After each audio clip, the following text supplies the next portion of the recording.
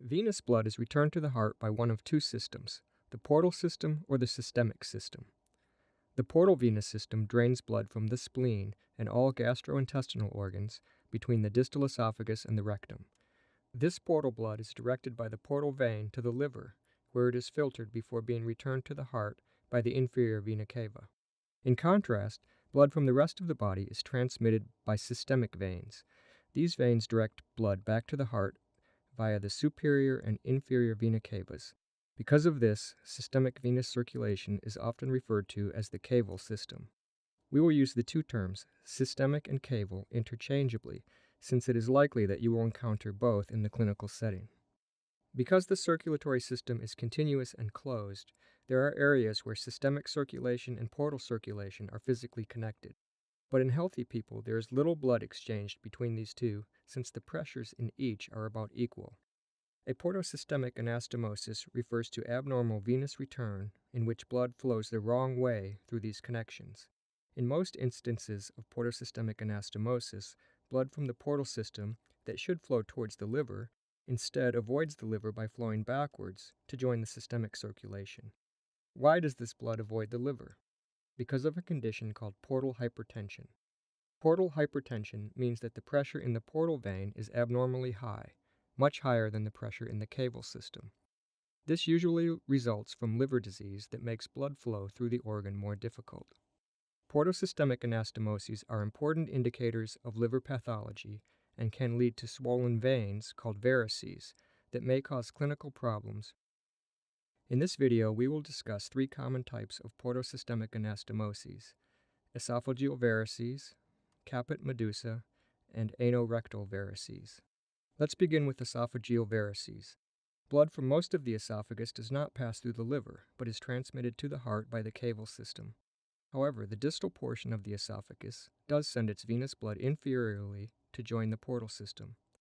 In the region where this transition occurs, there are venous channels that connect the portal and caval systems. Under normal circumstances, there is very little backflow through these interconnecting channels. However, when portal blood flow through the liver is impaired and portal pressure becomes high enough, then some portal blood will be shunted to the lower pressure caval system through the interconnecting channels, thus forming a portosystemic anastomosis. Portal blood will continue to be sent directly to the caval system until the pressure in the two systems becomes equal again. If a large amount of portal blood is shunted this way, it can cause the smaller systemic veins to dilate and form varicosities or varices. Varices are weakened segments of vein due to the fact that their walls are stretched and thin.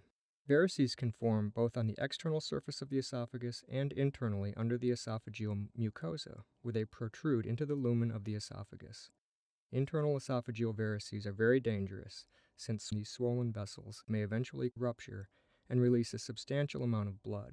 This bleeding is often not immediately apparent, since the leaking blood is swallowed and passed through the GI system. In many cases, the first sign of bleeding esophageal varices is black and tarry stool caused by the breakdown of red blood cells in the GI tract. This is a potentially lethal condition often associated with massive acute hemorrhage and represents a medical emergency. Esophageal varices are the most dangerous result of pathological portosystemic anastomoses, but anastomoses also occur in other areas. Regardless of the region, though, the underlying process is the same. Increased pressure in the portal system shunts portal blood to systemic veins, and the subsequent increase in volume passing through the systemic veins causes the formation of varices. Now let's look at two other portosystemic anastomoses, caput medusa and anorectal varices. Caput medusa, or in English Medusa's head, refers to swollen subcutaneous veins on the surface of the abdomen that radiate out from the umbilicus. The appearance of these swollen, tortuous veins reminded early clinicians of images of the mythological Greek goddess Medusa, who is depicted as having snakes in place of hair. Caput medusa results from portal venous hypertension in the umbilical vein that spreads into subcutaneous systemic veins on the abdomen. The umbilical vein is important during fetal development, as it delivers oxygenated blood from the placenta to the fetus. Along its course, the umbilical vein also receives blood from small systemic veins on the surface of the abdomen. The umbilical vein delivers some of its blood directly to the liver. After birth and removal of the placenta, the umbilical vein no longer transmits blood. It gradually becomes closed off, but remains in the body as the ligamentum teres hepatis, or round ligament of the liver.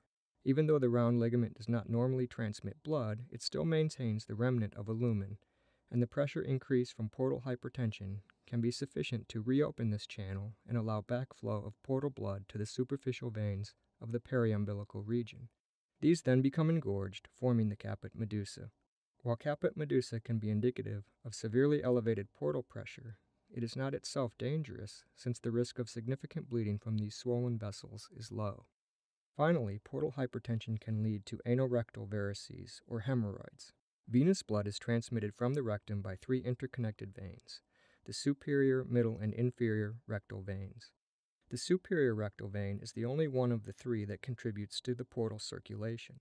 Thus, because these three veins are interconnected, portal hypertension can cause backflow of blood down the superior rectal vein, which is then transmitted to the middle and inferior rectal veins. Again, the increased volume and pressure of this backflow leads to varices in the systemic middle and inferior rectal veins. Anorectal varices resulting from portal hypertension are not usually painful, since they most often occur in areas with visceral innervation.